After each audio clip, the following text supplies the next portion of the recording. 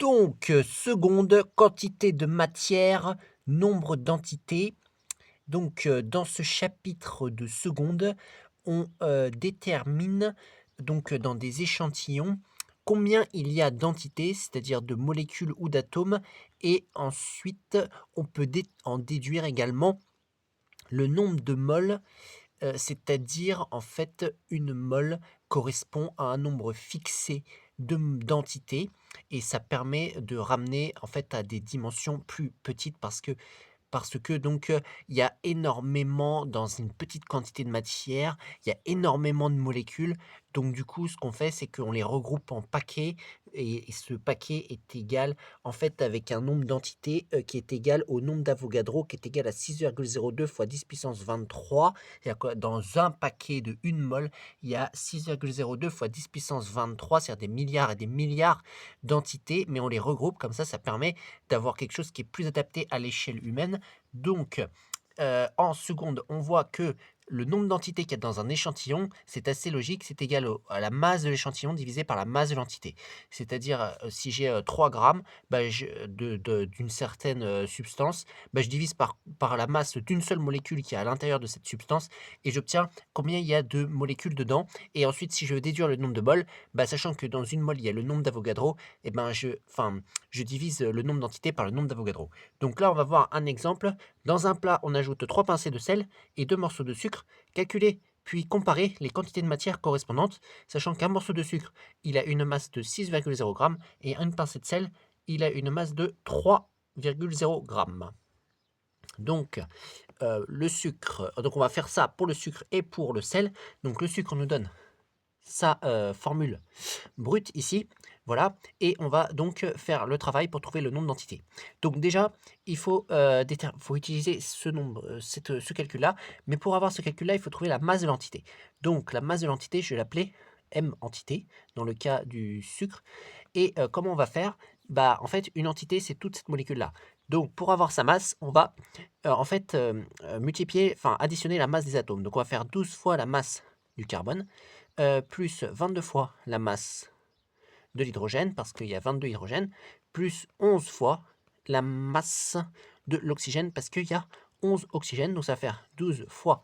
Alors, quelle est la masse du carbone? 1,99 fois 10 puissance moins 26, plus 22 fois, ça c'est en kilogrammes. Ensuite, la masse donc de l'hydrogène, 0,167 fois 10 puissance moins 26, plus 11 fois la masse de l'oxygène, et la masse de l'oxygène est égale à 2,66 fois 10 puissance moins 26, égale, donc on fait tout ce calcul à la calculatrice si on veut, sinon on utilise l'aide de calcul que j'ai ici. Si je fais 12 fois, etc., d'après l'aide de calcul, ça fait 56,8. Donc 56,8. Et bien sûr, j'oublie pas la multiplication par la puissance de 10, comme cela. Alors après, la question, c'est combien de chiffres significatifs est-ce que je vais laisser. Donc dans cette situation-là, on devra en laisser 3, la 3, la 3, mais après, quand on fera l'addition, on va donc également en laisser 3, ce qui va nous donner, en fait là je vais écrire en notation scientifique, donc 5,68 fois 10 puissance moins 25, et donc c'est en kilogrammes. Voilà, donc là j'ai la masse de l'entité. Maintenant, comment on va faire pour avoir le nombre d'entités, c'est-à-dire combien il y a de molécules dans ces deux morceaux de ces deux morceaux de sucre, oui, entité. Donc nombre d'entités, c'est ben, en fait la masse de l'échantillon, comme on le voit là-bas, comme on l'a écrit au départ, c'est la formule masse de l'échantillon sur masse entité. Donc je remplace la masse de l'échantillon, sachant qu'on a deux morceaux de sucre et qu'un morceau de sucre ça pèse 6 grammes, donc ça va faire 2 fois 6,0, comme c'est indiqué là. Alors attention, parce que la masse d'entité est en kilogrammes, il faut que je convertisse cela en kilogrammes en multipliant par 10 puissance moins 3. Et ensuite, je vais diviser par 5,68 fois 10 puissance moins 25. Voilà. Je vais donc faire le calcul de ce nombre d'entités avec une calculatrice ou avec l'aide de calcul qui m'est donnée en dessous. Et 6 divisé par 56,8, ça fait 0,11. Donc, sachant que ça a été multiplié par 2, ça va faire 0,22 fois, j'oublie pas les puissances de 10, ici ça fera 10 puissance 22. Voilà, 0,22 fois 10 puissance 22.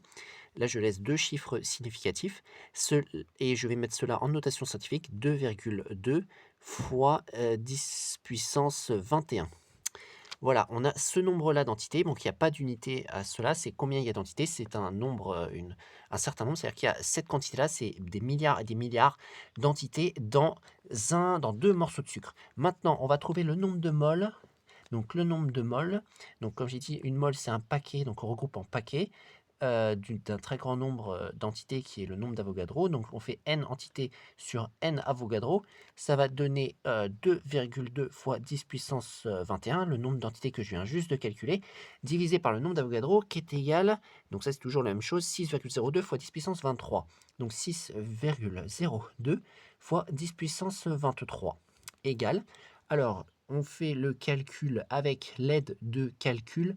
Donc, ou alors une calculatrice, 0,11 divisé par 6,02, ça donne environ 0,018. Bon, alors moi, j'ai pas de 0,11, j'ai autre chose, mais ça va quand même permettre de faire le calcul. Alors, comment est-ce que cela va être? Ça va me donner, en fait, 2 fois 0,018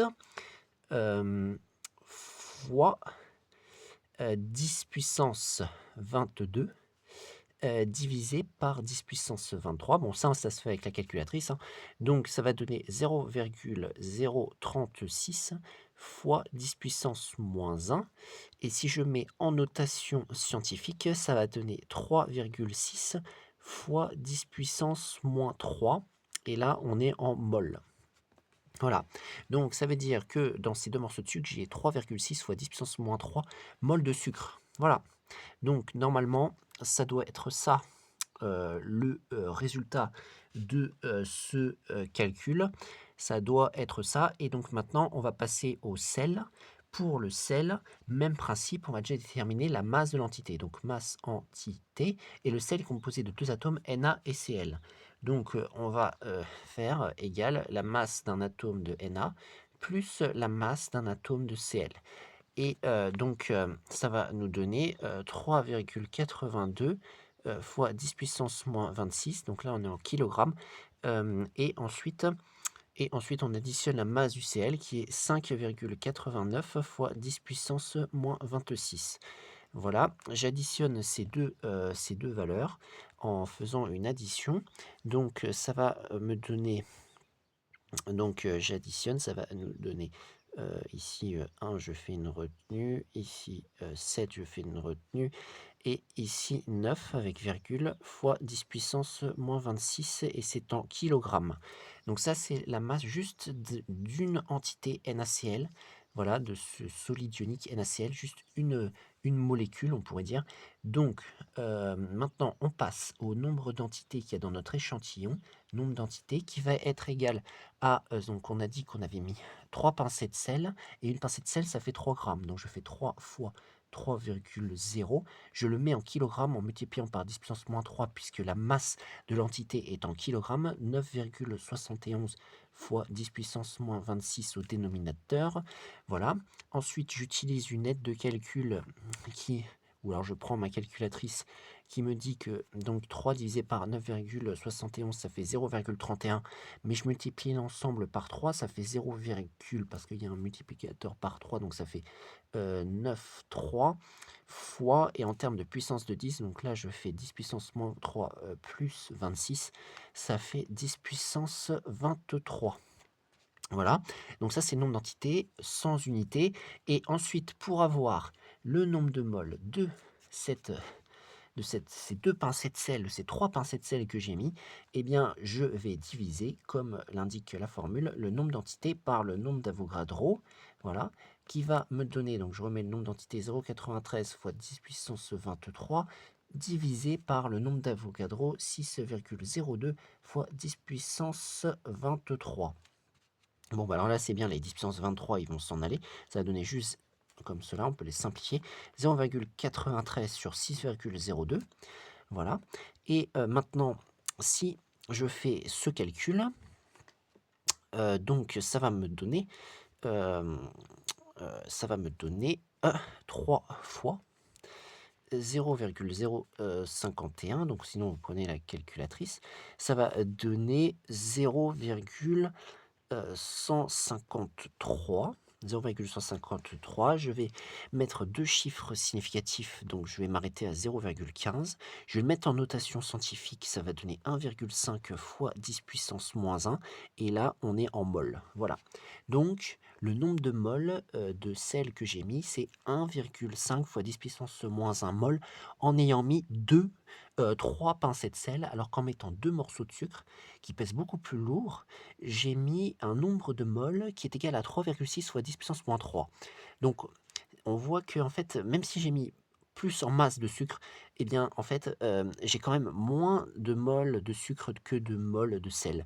Pourquoi? Eh ben, c'est parce que en fait, le sucre, il pèse beaucoup plus lourd. Une entité de sel pèse beaucoup plus lourd.